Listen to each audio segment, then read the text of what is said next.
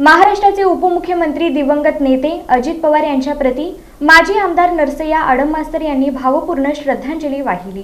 महाराष्ट्राचे उपमुख्यमंत्री दिवंगत नेते अजित पवार यांच्या प्रती ज्येष्ठ नेते तथा माजी आमदार नरसय्या आडममास्तर यांनी भावपूर्ण श्रद्धांजली वाहिली।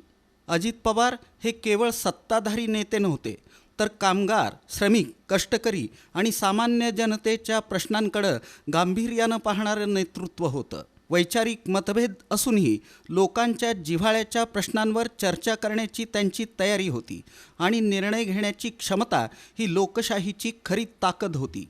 विधानसभेत आम्ही अनेक वेळा कामगार, विडी कामगार, बेघर नागरिक, झोपडपट्टीवासीय आणि वंचित घटकांचे प्रश्न मांडले। त्या प्रश्नांवर अजित पवार यांनी केवळ ऐकूनच घेतलं नाही, तर अनेक प्रश्न मार्गी लावण्यासाठी सकारात्मक हस्तक्षेप केला। विरोधकांचा आवाज सन्मानानं ऐकण्याची परंपरा त्यांनी जपली। राजकारण म्हणजे संघर्ष असतो, पण तो जनतेच्या हितासाठी असावा ही भूमिका अजित पवार यांनी कृतीतून दाखवली। महाराष्ट्राच्या राजकारणात त्यांचं योगदान कायम स्मरणात राहील।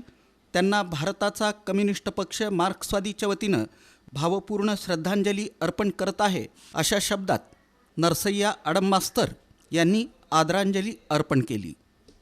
जवळजवळ 1978 पासून माझे त्यांच्याशी संबंध होते आणि अनेक प्रश्नावर त्यांच्याशी माझी चर्चा झाली। गोदूताई परोळेकरचा प्रश्न असो, रेनगरचा प्रश्न असो, विडी कामगाराचा प्रश्न असो, रेशनचा प्रश्न असो, युवकांच्या रोजगाराचा प्रश्न असो, कामगाराच्या कायद्यासंबंधी अनेक वेळा त्यांच्याकडे मी शिष्टमंडळ नेलं,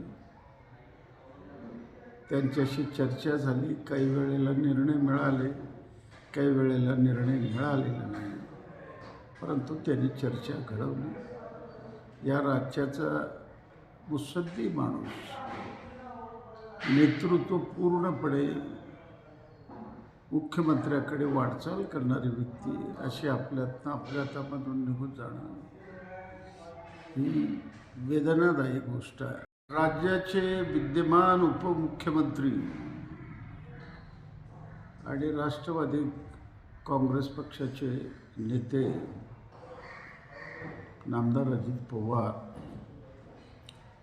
विमान क्रॅश झाल्यामुळं त्यांचा मृत्यू ओढवला ही अत्यंत वेदनादायी आणि मनाच्या अंतःकरणाला ठेच पोचणारी घटना आहे।